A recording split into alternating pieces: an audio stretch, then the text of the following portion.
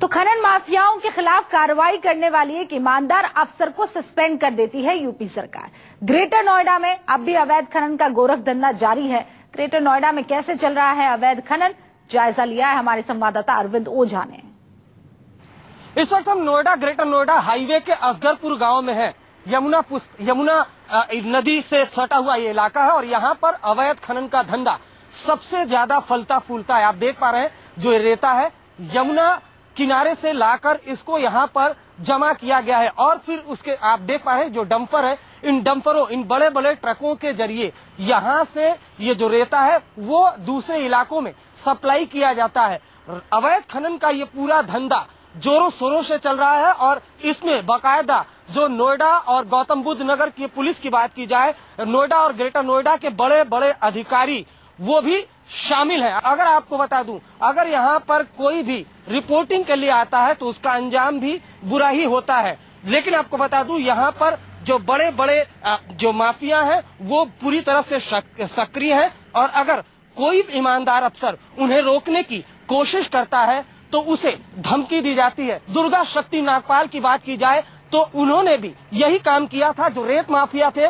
उन पर छापेमारी की थी और उसके बाद अब शासन प्रशासन में हड़कंप मच गया था। जिन पुलिस वालों की इससे कमाई होती थी उनमें हड़कंप मच गया था। उसके बाद पूरा जो रेत माफिया है उन्होंने पूरी लॉबिंग के तहत सरकार में बैठे कुछ लोगों से बात की। उसके बाद दुर्गा शक्ति नागपाल का बहाने से तबादला करा दिया गया। तो कहीं न कहीं जो रेत माफिया है नोएडा और ग्रेटर नोएडा की बात की जाए तो पूरी तरीके से सक्रिय है और एक बड़ी लॉबिंग वो काम करती है और कोई ईमानदार अफसर अगर उनके खिलाफ कार्रवाई करता है तो उसका अंजाम जैसा दुर्गा शक्ति नागपाल ईमानदार आईएएस महिला के साथ हुआ वैसा ही होता है, तबादला कर दिया जाता है।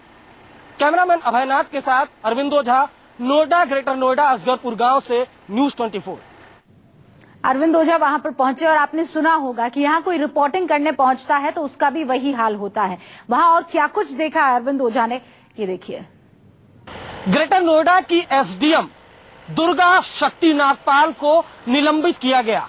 निलंबित करने की वजह यह है कि ग्रेटर नोएडा और नोएडा के अंदर रेत माफियाओं का कब्जा है और रेत माफियाओं के खिलाफ कार्रवाई करने की वजह से दुर्गा शक्ति नागपाल को निलंबित किया गया। लेकिन उसके बावजूद जो अवैध खनन का धंधा है वो बेरोक टोक जारी है। इस वक्त हम नोएडा के यमुना के पुश्ता के पास है और आप देख पा रहे हैं ये पूरा इलाका खनन माफियाओं के कब्जे में है और बाकायदा मशीनें लगाकर यमुना के किनारे से बालू रेत जो है वो निकाला जा रहा है। बिल्कुल लगातार जो दुर्गा अगर शक्ति नागपाल की बात की जाए तो उनकी खबर सुर्खियों में है, लेकिन बावजूद उसके बेरोक टोक आप देख पा रहे हैं तस्वीरों में साफ तौर पर जो खनन माफिया है कितने बड़े पैमाने पर सक्रिय है। और यमुना नदी आप देख पा रहे होंगे, यमुना का ये पुश्ता माना जाता है, असगरपुर इलाका ये माना जाता है और यहाँ पर अवैध खनन का धंधा काफी जोरों शोरों से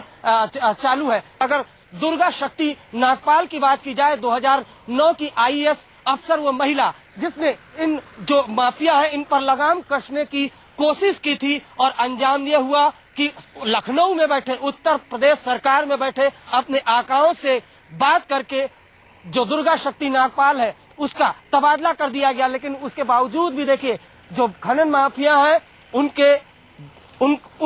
पर इस बात का कोई फर्क नहीं पड़ता है क्योंकि शासन प्रशासन में ऊपर से नीचे तक इनकी गहरी पैठ है और अब भी नोएडा और ग्रेटर नोएडा में खुलेआम रेत माफिया सक्रिय है और खनन का धंधा जोरों शोरों से चालू है।